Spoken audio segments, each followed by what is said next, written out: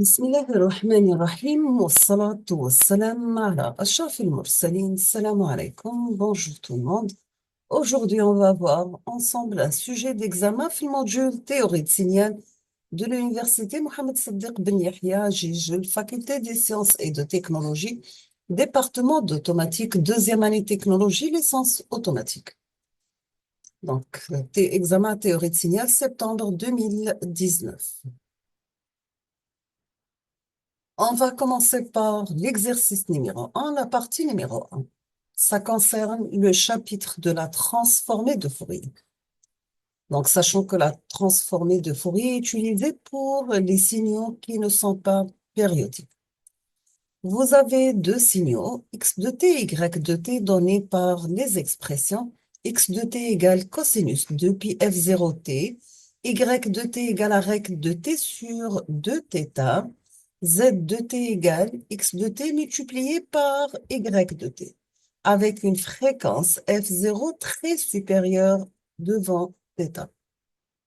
C'est-à-dire, θ, elle est négligeable devant la fréquence f0. La première question vous demande de calculer la transformée de Fourier de x de t, c'est-à-dire que x de t qui est égal à cosinus de pi f0t. On vous demande de calculer la transformée de Fourier, puis représenter le spectre d'amplitude.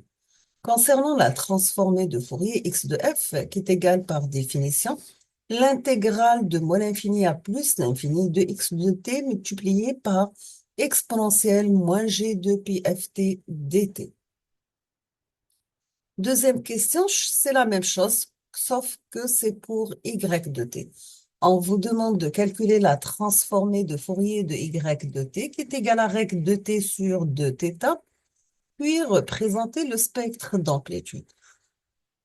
On passe la question numéro 3. On vous demande de calculer la transformée de Fourier de z de t par le théorème de convolution. Concernant la transformée de Fourier, donc si vous avez un produit simple de domaine temporel, ça sera un produit de convolution de domaine fréquentiel et l'inverse est juste. On termine avec la quatrième question. Pour cette question, on vous demande de représenter les spectres d'amplitude x de f et z de f et on vous demande quelle est votre conclusion.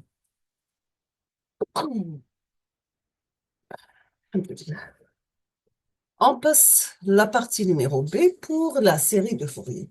La série de Fourier, c'est une représentation fréquentielle, mais utilisée pour les signaux qui sont périodiques.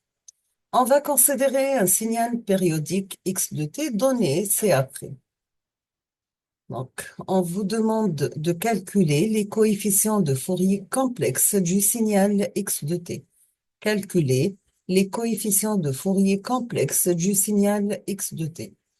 Deuxièmement, on vous demande de déduire les coefficients trigonométriques A0, AN et BN. Déduire les coefficients trigonométriques A0, AN et BN.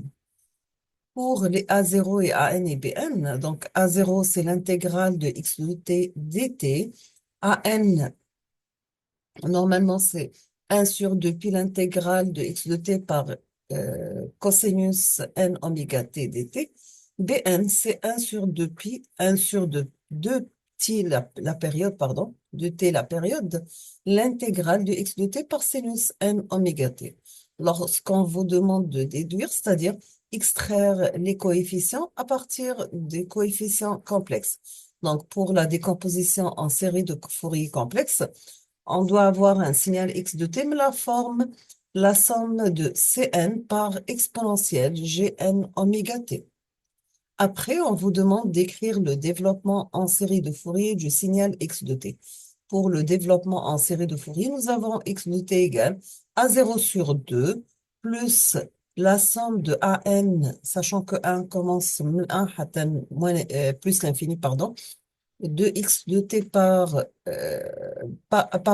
AN cosinus n oméga t plus la somme des BN sinus n oméga t. Et vous devez aussi vérifier la parité de votre signal. C'est un signal pair, donc automatiquement les coefficients Bn sont nuls. Si vous avez un signal impair, donc les coefficients An sont nuls. On passe l'exercice numéro 2 pour la convolution. Vous avez deux signaux, x de t et h de t. Donc, ils ont la même période, mais l'amplitude de h de t, c'est la moitié de x de t. Vous avez soit les signaux x de t et h de t montrés séquentres. On vous demande de déterminer la convolution y de t qui est égale à x de t convolué avec h de t. Le produit de convolution de deux fonctions rectangulaires, ça donne un sinus cardinal. On vous demande de représenter le graphe du résultat trouvé, puis écrire son expression. On termine avec l'exercice numéro 3 sur la convolution et la corrélation. Nous avons la partie A, donc vous avez soit les signaux x de t et y de t définis par x de t égale à exponentielle moins at par l'échelon u de t. C'est-à-dire que votre signal, c'est un signal causal défini de 0 à l'infini. H de t égale à exponentielle moins bt par u de t, sachant que a et b sont positifs. La première question, on vous demande de calculer la convolution donnant le signal y de t qui est égal à x de t convolué avec h de t. Deuxièmement, on vous demande de calculer la transformée de Fourier de votre signal si vous avez a égale à 2 et b égale à 3, c'est-à-dire x de t devient exponentielle moins 2t et h de t devient exponentielle moins 3t, toujours multiplié par l'échelon u de t. La partie numéro B, donc, soit le signal donné par x de t qui est égal à exponentielle moins t sur 2 u de t, c'est toujours un signal causal. La première question, on vous demande de calculer la fonction d'autocorrélation du signal x de t.